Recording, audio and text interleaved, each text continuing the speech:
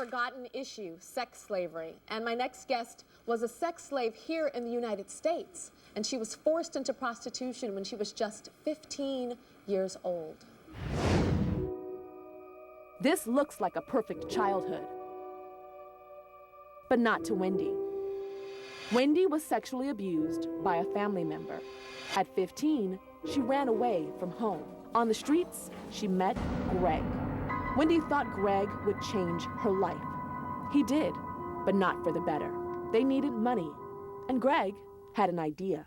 Wendy should have sex with other men for money.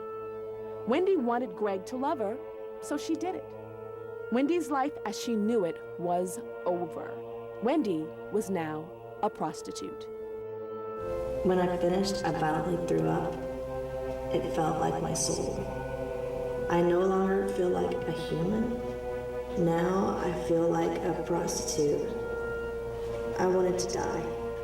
For over a decade, Wendy was beaten and abused by the man she loved.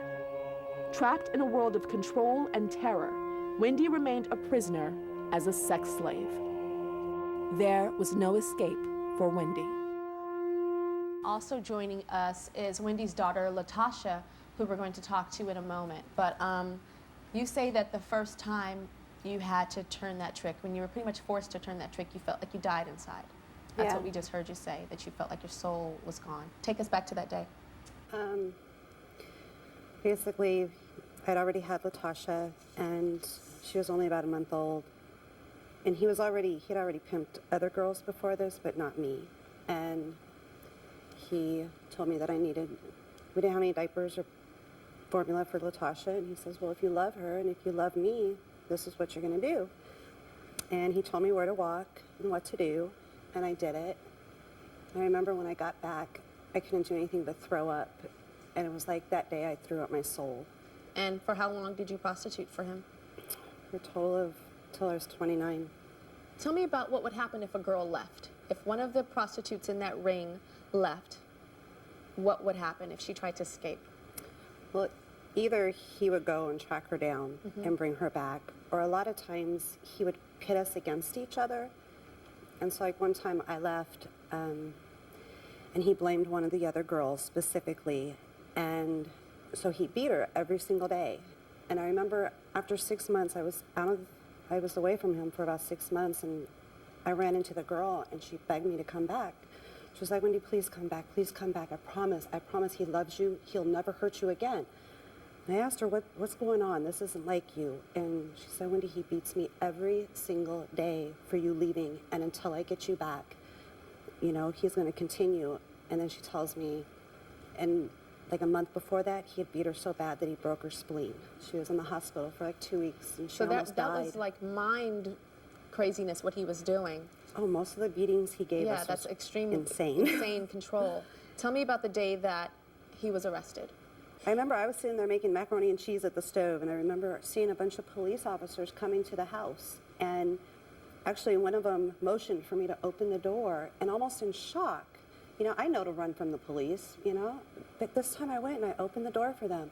They came in, they threw him on the ground, they put him in handcuffs, and I was so relieved. I was like, oh my God, finally, you know, maybe this time they'll keep him away. Maybe this time, you know, I'll be free from him. And all of a sudden, as they were taking him out the door, they came and put the handcuffs on me and were arresting me, and I couldn't figure out what did I do wrong? I don't understand.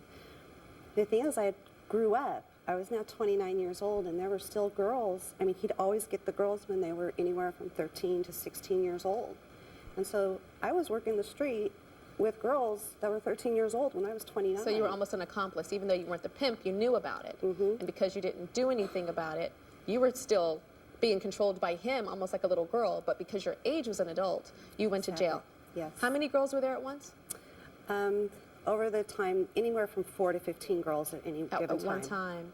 Yeah. Okay, but you say that going to prison was not the worst thing in the world for you. No, why is that? Actually, it was a huge blessing. I remember my first day in prison, sitting there, and I felt freedom for the first time in my life.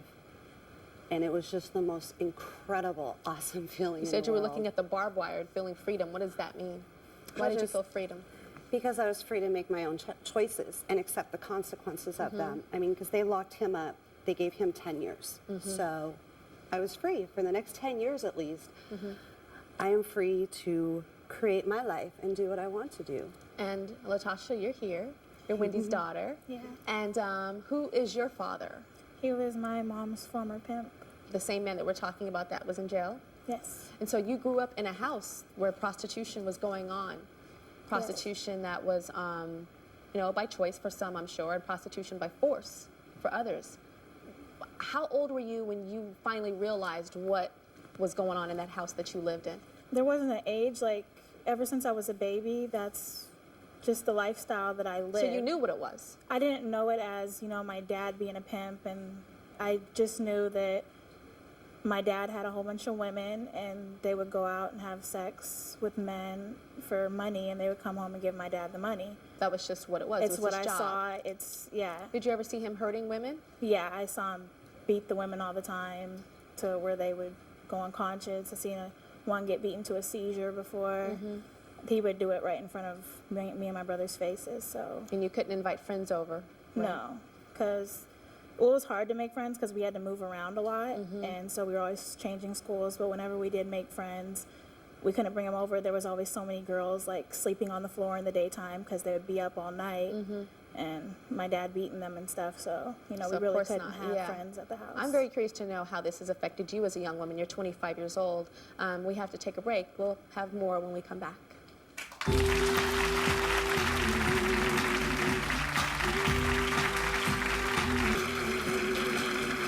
Today we're going inside the very disturbing world of sex slavery. And still with me is former sex slave and prostitute Wendy and her daughter Latasha. And also joining us is author Ann Bissell, who we'll be speaking to in a minute.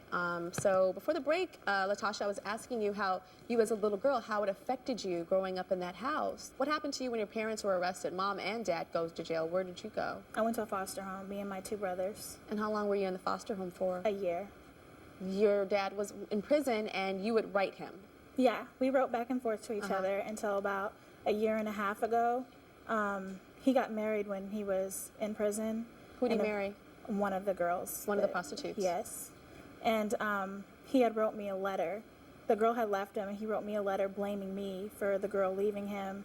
And he called me all kinds of names. He said he hopes I die, and he would sell his soul to the devil to, like, see me get hit by a car and die a painful death. Like, it was like a 5-page letter. Ever since then, I haven't talked to him. How did that affect you? Because you seem like you're saying it like he's crazy and he was saying all this stuff and like it didn't get inside. Did it get inside when he was Yeah, saying it did. Like, people say I should forgive him, like, mostly on his side of the family, like, you should forgive him. And I try to, but it's just something I just can't forgive him for right now. It hurt so bad when I read that letter. I just can't.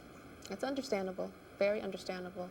Ann Bissell is a former prostitute who helped Wendy get back on her feet when she got out of the brothel, and she's also author of Memoirs of the Sex Slave Industry. So, Ann, how did you become a sex slave? I was a teenage runaway, and I ran away to San Francisco, and I was offered a job working as a babysitter, but the guy tricked me and coerced me, and I wound up living in the basement and having to have sex with him on a daily basis. And then about 2-3 months later, the cops came and noticed I was underage, and so I was able to escape and go back to live with my father. Most people don't think of what happened to me in that basement as a form of domestic trafficking, but that's actually trafficking. If you are coerced, promised a job, and then sex is a part of it, that's trafficking. After that, then you turned to prostitution. Yes, I got into official prostitution at the age of 17, and I worked for a madam. And that's actually how I worked my way through college. So I was in it from about 17 to 22. And how did you get out? I got into it because I got married for the first time, and I got into the computer industry. What advice do you give women that are in the same situation that you were in and that Wendy was in? What I want to give everybody is that they can have a first point of contact. They can contact sex industry survivors. We have the only nationwide helpline. We get calls all over the country. We've started a whole campaign called Operation Silver Braid. And the braid, the first strand is survivors of prostitution, domestic, international, and domestic violence. The second is communities, because communities don't know how to deal with this issue.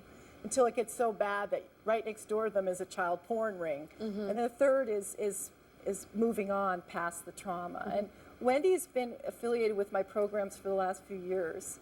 And it's just been so amazing to see her growth and to see how having just a first point of contact helped her. And what about children of, for instance, Latasha? Can she contact that organization? Yes. Kids like Latasha, can they contact to get help as well? Yes, we have all our sites listed with your sites. Okay, so if you go onto tyrashow.com or our website here, you'll be able to get all of that information. Thank you so much. Thank you. And you have gone through hell and are such a survivor. Yes. Such a strong survivor. I'm very proud of you. Okay, we'll be right back.